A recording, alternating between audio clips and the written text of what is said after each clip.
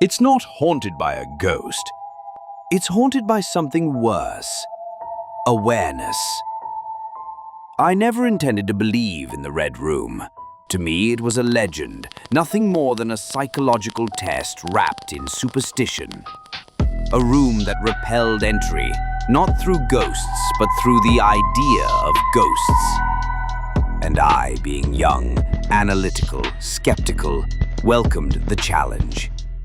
I had studied criminal psychology, interviewed killers, walked crime scenes still warm with violence. What could a room possibly do to me? They warned me, of course.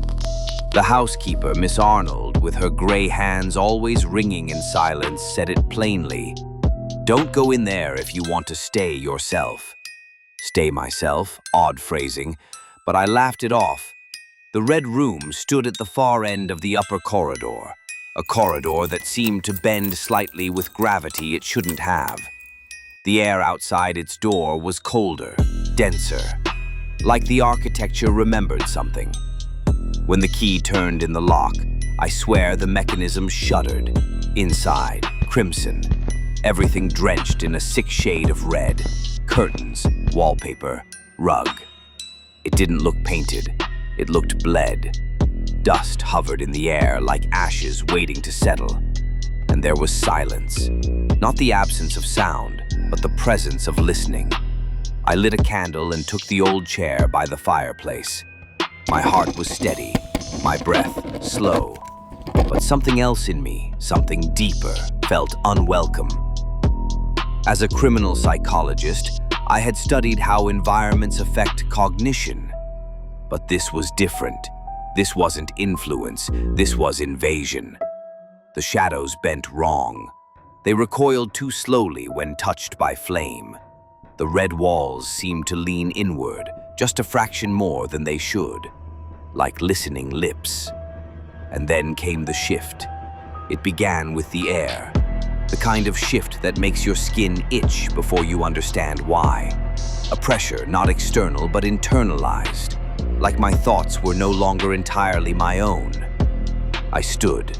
The floor creaked beneath me, but in my ears it sounded muffled, like the room was absorbing the sound. The mirror, black-edged, antique, and cracked, faced the corner of the room. But when I passed by it, I didn't see myself. I saw movement, delayed and crooked, like watching memory decay. And that's when I knew there was something else in the room. I rushed to the door. The handle turned. Nothing. Locked. But I never locked it. I turned again, harder. The metal was warm. Too warm. My breath fogged the air. The candle sputtered violently. I backed away, stumbling. The silence thickened, like the room was closing its throat. My heartbeat wasn't just audible. It was amplified, echoing inside the walls, a drumbeat to which the room responded. I turned to the mirror again. There I was, but altered. My reflection's mouth hung open, my eyes widened into voids. And behind me, a figure, faceless, not a ghost, but a silhouette, a hole in the world shaped like a person, standing impossibly still. I spun, no one there. But the air, it hummed, not with words, but with syntax. A sentence without letters. You are no longer alone. I collapsed. The shadows moved now, twisting toward me. The walls pressed closer. The candle extinguished itself with a final hiss, like a voice silencing itself mid-scream. And in the dark, something leaned near. I don't remember opening the door, only that suddenly I was outside. The hallway greeted me like air after drowning. I didn't walk, I ran. They asked me what happened. I told them I didn't know, but I do. The Red Room isn't haunted by ghosts. It's haunted by awareness, A space so old it developed a sentience made of silence. A place that doesn't want to kill you, it wants to unmake you, to hollow you out like a pumpkin and watch what fills the void. I never returned, but sometimes in dreams I see that mirror, and in it, the version of me that never left, still sitting in the chair, still listening to the silence, still being watched.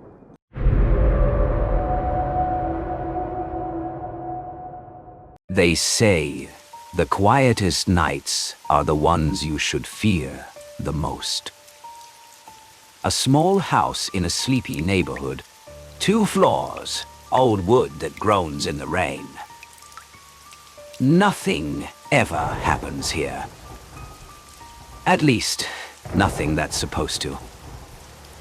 Because when the clock strikes midnight and the world outside is drowning in silence, sometimes the sound you hear isn't just the rain. Sometimes it's footsteps. It was supposed to be a quiet weekend. My roommate was out of town, and I had the house to myself. 2 floors, creaky but comfortable, tucked into a sleepy neighborhood where nothing bad ever seemed to happen. By midnight, I was on the couch scrolling through my phone, the TV murmuring in the background. Outside, a light rain was falling, pattering softly against the windows. The kind of night where you feel wrapped up and safe. Or, at least, I thought I was. At some point, I must have drifted into that half-asleep state where you're aware of your surroundings, but your body feels heavy. That's when I heard it. Slow, deliberate footsteps on the stairs. My eyes opened immediately. I didn't move. I didn't even breathe. I told myself it was the house settling. Old wood makes noise all the time, right? But these weren't random pops and groans. This was a pattern, weight shifting on each step. Someone was coming down the stairs. I turned my head just enough to see the staircase from where I was lying. The bottom step was barely visible in the dim light from the TV. Nothing. But the sound kept going. I sat up, pulse pounding. Hello? Silence. I stood, taking slow, careful steps toward the base of the stairs. My heart was hammering so loud it drowned out the rain outside. When I reached the bottom, I looked up into the darkness. The staircase turned at a landing halfway up, so I couldn't see the top. I waited. And then, something leaned forward from the landing. A face. Not my roommate. Not anyone I recognized. Just a pale, expressionless face. Eyes fixed directly on me. I stumbled back, fumbling for my phone. No signal. When I looked again, the landing was empty. I didn't run, not yet. Something in me was frozen, caught between disbelief and terror. I grabbed the closest thing to a weapon, a heavy lamp, and started up the stairs, forcing myself to check. Step by step, I climbed, every muscle tense. At the landing, I turned the corner. The upstairs hallway was empty.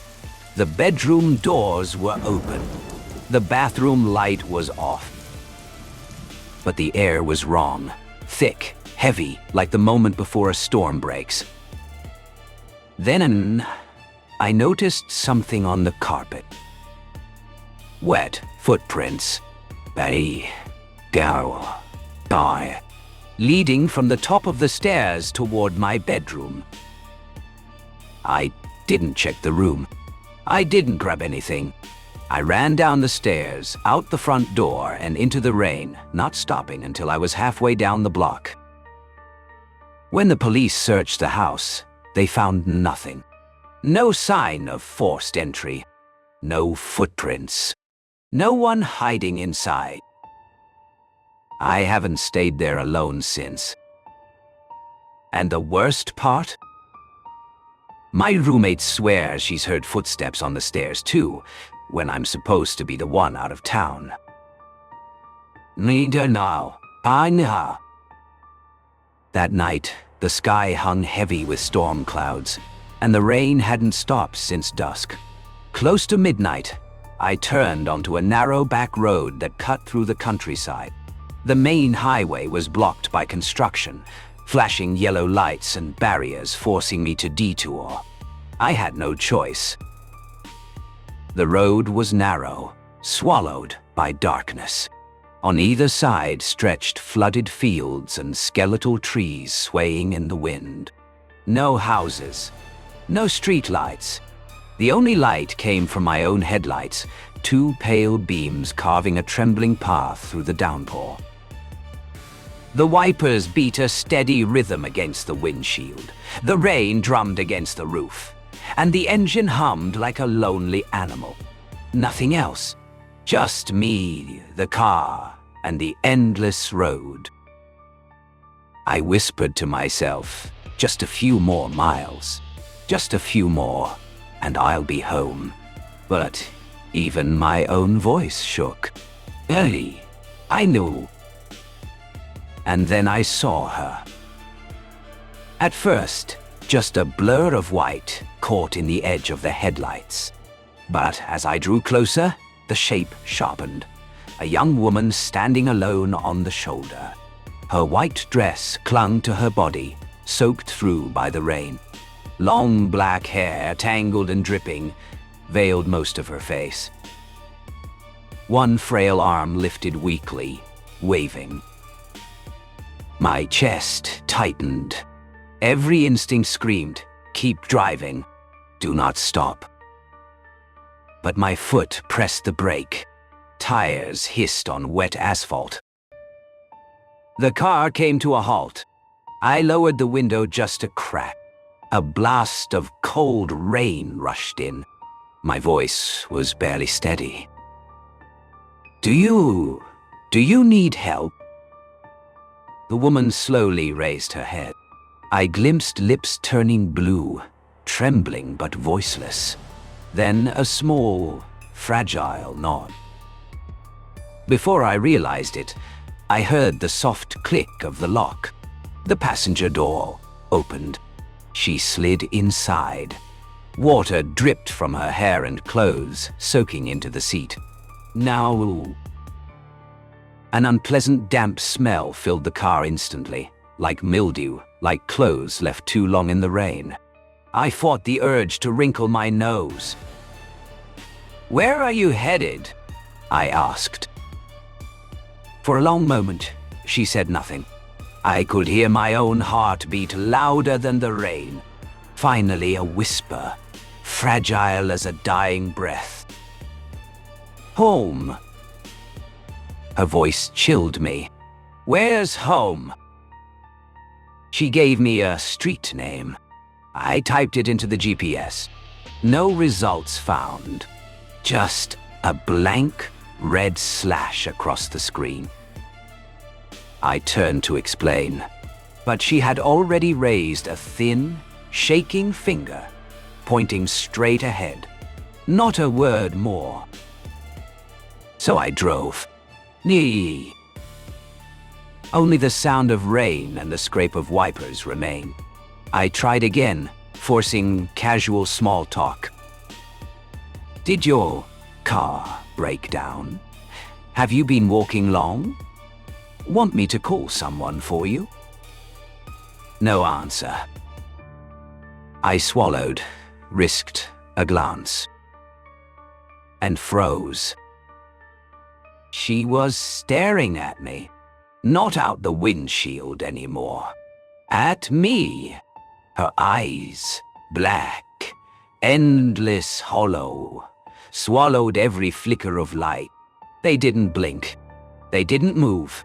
Just bored straight into me. My hands clenched the wheel until my knuckles turned white. My breath came shallow and fast. The air inside the car thickened, pressing against my lungs.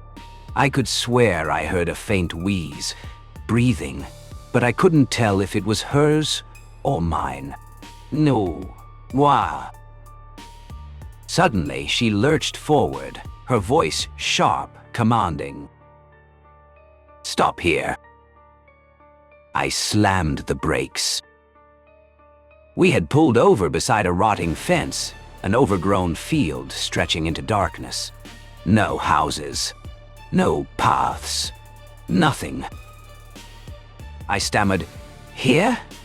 This is your house." Her head turned slowly. For the first time, she smiled. Crooked, uneven, a smile that didn't belong on a living face. "Not anymore." A lightning bolt split the sky. For one searing second, the entire field lit up. And I saw them. Dozens, maybe hundreds. Figures, standing still in the tall grass. Soaked silhouettes, each one turned toward the road. Every face aimed at me. My pulse roared in my ears. I blinked hard. The field was empty. I spun back to the passenger seat. Empty, dry. No dampness on the seat. No trace of her at all. A scream tore out of me as I slammed the accelerator, the tires spinning madly before catching the slick road. I fled, headlights slicing the storm, refusing to look back. I thought it was over. But the weeks that followed proved me wrong. On rainy nights, when I drove alone, I would see her, standing by the roadside, arm raised in that slow, hopeless way. I told myself to keep going, to never stop again, and I did. I flew past her. But a few hundred yards later, there she was again. Same place, same pose, same eyes. My chest collapsed under panic. I pressed harder on the gas. Rain blurred everything. The road twisted into a nightmare tunnel. And then, the third time, she appeared directly ahead. I yanked the wheel, winding. Metal screamed. Glass shattered. The car slammed into a tree with brutal force. And then, darkness. When the police arrived, they found only wreckage, twisted steel, shards of glass, a body slumped over the wheel. No explanation, no reason for the reckless speed on an empty stretch of road. But the locals whispered another story. They spoke of a ghost car. On stormy nights, it drifts along the countryside roads. The headlights glow faint, the engine hums low. Inside, a pale young man grips the wheel, his eyes wide with terror. And beside him, in the passenger seat, a young woman in a thin white dress sits silently, her hair dripping, her lips curled in a slow, cold smile. They say once she's ridden with you, you never really escape. The road goes on forever, and the ride never ends. Nay,